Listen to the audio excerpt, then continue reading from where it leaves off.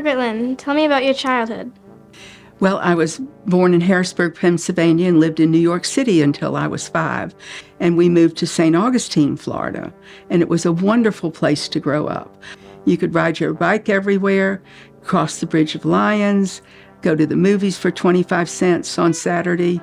And it was a great education, even though it was a small county, small school system. It helped me advance at Florida State. What's the craziest thing you did growing up?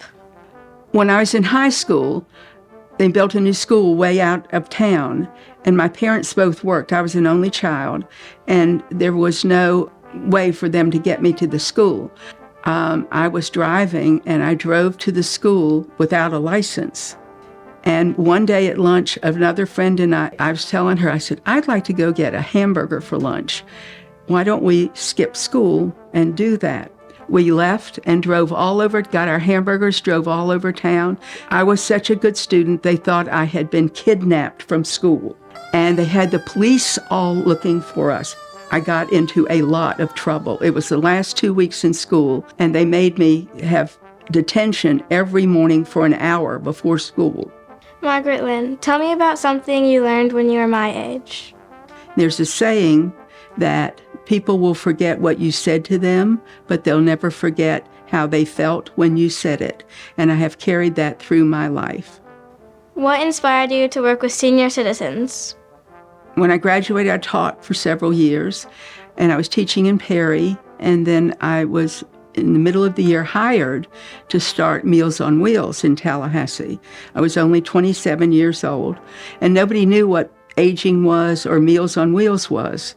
I wondered how we were going to get the second year of a grant. A local committee had written it, volunteers. I worried that my mother and I were going to have to cook meals for all of those first Meals on Wheels recipients, 50 of them. I had no idea what was going to happen, and that it would lead to 52 years of work in the field of aging. How did you choose the Armory building for the senior center? And so while I was at Meals on Wheels, I also helped start the Senior Center. City of Tallahassee City Commission appropriated $100,000, appointed an advisory committee to tell them how to create or where to create a senior center. And we tromped through all these buildings in Tallahassee. The Armory was the only building that was big enough, and we had tried over several years to get the recreation department to let us have it. I went to Cliff Hinkle, the city manager, and get it for me, and Cliff Hinkle did. What do you like to do outside of your career? My husband was from Tallahassee. I met him while I was here at FSU. We had a very active social life, travel life. We just enjoyed life. He died about almost 2 years ago. I entertain for dinner, guests for dinner 2 or 3 nights a week here. Margaret Lynn, what is one moment during your career that you will never forget? I was honored to be part of the team that put together the FSU College of Medicine. They really wanted me to put together a political support for the College of Medicine. It was one of the proudest days of my career because I knew I had done something besides Meals on Wheels that was going to impact the lives of older people for way beyond my time.